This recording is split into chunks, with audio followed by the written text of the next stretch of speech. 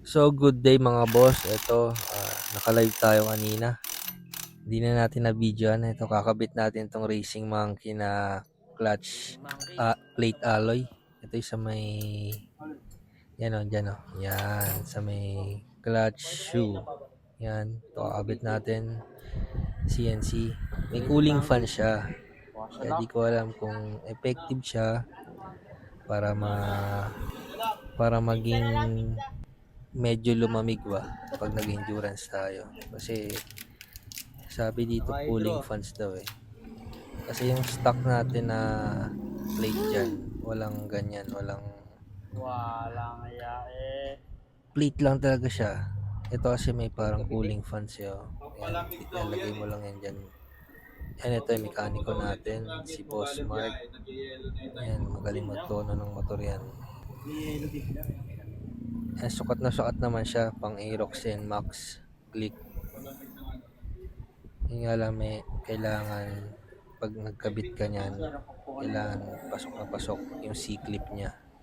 Kaya medyo pupukpukin natin ng onti yan.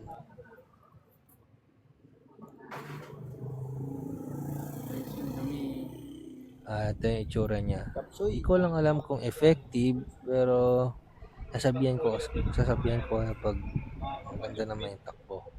Pero kinonfirm ko, maganda naman yung takbo niya kanina. Swabe naman siya.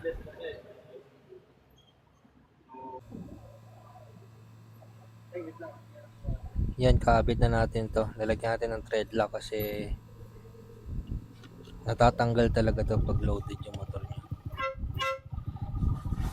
Yan, maganda yung takbo. Hindi siya sumasabit. Nabalitaan ko kayo pag may naging problema siya o maganda yung takbo. Sabak natin sa endurance to.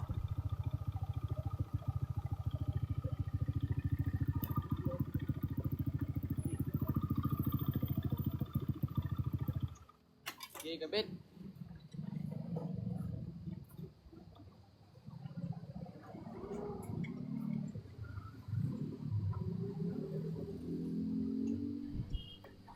Yan guys, may winelding kasi ako sa may kabitan ng headlight na ito. Naputol. Bigat kasi ng GR 50X ko eh.